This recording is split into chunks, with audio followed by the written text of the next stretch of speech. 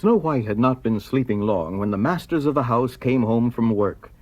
They were 7 little dwarfs who worked in the mountains digging for gold. In they marched with their 7 little lanterns.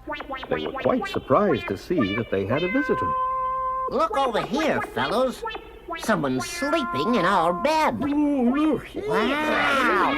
Oh, look. You wake her with all that noise. What a lovely child she is. Let's each of us take turns standing guard over her all night, so she won't be frightened when she wakes.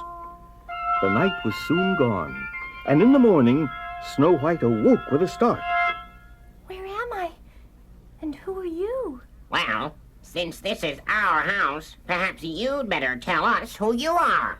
Snow White told the dwarfs all about what had happened to her. She's a wicked queen, all right. But we won't let her or anyone else harm you. If you don't mind living here in the forest with 7 dwarfs, we'll take care of you. And you can do our wash. And cook and clean. And sew for us. I'd love to. But remember one thing, Snow White.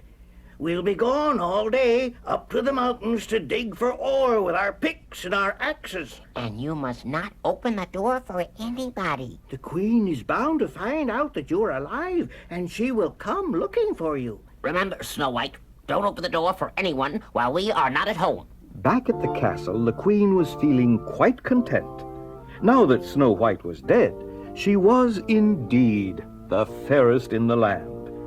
But just to make herself feel even better, she decided to speak to her magic mirror.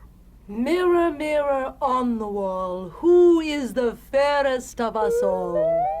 Queen, it's true that you are fair, but none to Snow White can compare, who, deep within the forest glen, lives with 7 little men. No, that is impossible. But the queen knew that the mirror always spoke the truth. I have been tricked, but this time I shall do the job of ridding the world of Snow White myself. Then once more I shall be the most beautiful in the world. I will think of a plan that will succeed, for I always get what I want. The next day, disguised as an old peddler woman, the queen slipped away into the forest to find the house of the 7 dwarfs. It didn't take her long to find the little cottage. Pretty things for sale. Ribbons, laces, pretty things, pretty things. Snow White looked out an upstairs window. How do you do, good woman? What is that you're selling? All sorts of pretty things, my pretty lass, and I'm sure I can find something just for you. I'm sure there can be no harm if I open the door for this poor peddler woman. And besides, I get so lonesome here all day with the dwarfs away working in the mines. Come in, my good woman, and show me your pretty wares, please. Thank you, my child. Ah, I see you can use some new laces to lace up your dress. See what pretty laces I have? Come, let me lace you up properly.